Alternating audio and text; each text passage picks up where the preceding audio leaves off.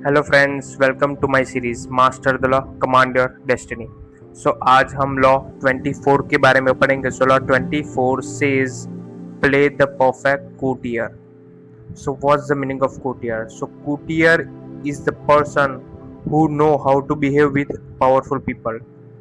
So for example, अगर आप सबके सामने काम रहोगे, जो एडवाइस दे रहे हैं वो सुनोगे, तो you gain respect and gain more opportunities.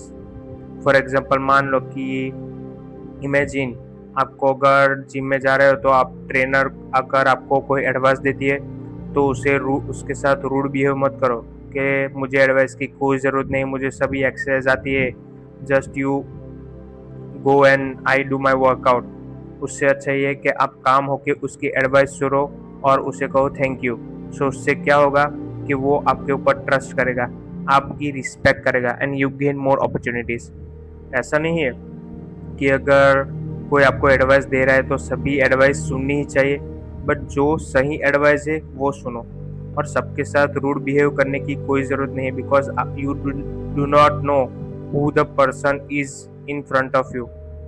मान लो कि कोई ऐसा बंदा है जिसने आपके सामने रूड बिहेव किया और आपने उसको रिस्पेक्ट नहीं दी, तो इन फ्यूचर आपको नहीं पता है कौन पर्सन आपके काम में आने वाला है। अगर आपने किसी के सामने रूड बिहेव किया और वही अगर फ्यूचर में आपके काम में आए तो वो आपकी हेल्प नहीं करेगा, बिकॉज उसको पता है कि इस बंदे ने मेरे सामने रूड बिहेव किया था, मेरी रिस्पेक्ट नहीं की थी, इसलिए मैं भी आज उसकी हेल्प नहीं करूँगा।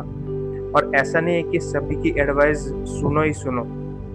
Those person who speaks negative, then उनकी एडवाइस सुनने की कोई ज़रूरत नहीं है, बिकॉज अगर आप उनकी एडवाइस सुनोगे तो आपको पता नहीं है, आपको ऐसा लगेगा कि मुझे कोई फर्क नहीं पड़ता, but your brain doesn't know what is real and imagination. So always talks about positive and always talk about your dreams. Just आपके ड्रीम्स के बारे में सोचते रहो, कभी ना कभी आपका ड्रीम्स अचीव जरूर होगा, आई गारंटी यू। बस पॉजिटिव रहना। कोई अगर नेगेटिव बात करे तो उसकी एडवाइस मत लो, एंड आप भी अपने नेगेटिव बात मत करो। नॉट इवन अ जोक हो फिर भी नेगेटिव मत बोलो। Always say positive, stay positive and calm. Do not rude with others. So that's the law 24। और एक मोटिवेशन भी मैं कुछ दे देता हूँ, दैट अगर आपको आपके ड्रीम्स अचीव करने हैं तो आपको कंफर्ट जोन से बाहर आना पड़ेगा, क्योंकि success is not the comfortable procedure, it's a very uncomfortable thing to attempt. Success comfortable से नहीं आएगा, आपको अनकंफर्टेबल सिचुएशन में आना होगा। मैंने कल ही बोला था कि अनकंफर्टेबल बनने के लिए जो आपको नहीं पसंद है वही करो। जो भी आपको नहीं पसंद है, आपका माइंड बोल रहा है कि नहीं यार ये अच्छा नहीं है, ये मत करो, नहीं, जो आपका माइंड बोल रहा है कि ये नहीं करना चाहिए वही करो। उससे आपकी क्या होगी, विल पावर भी इम्प्रूव होगी, जिससे आपकी माइंड भी ब्रॉड होगा और आपकी थिंकिंग एबिलिटी भी इम्प्रूव होगी। So if you want to be successful in life then be uncomfortable. So that's the law 24। और इस बुक के बाद the 48 laws of power book के बाद कौन सी सीरीज स्टार्ट करूं और कौन सी बुक आपको समझनी है वो कमेंट में कर देना।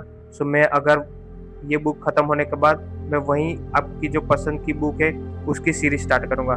So this is the law 24। कल हम लॉ 25 के बारे में पढ़ेंगे, तब तक के लिए एंजॉय।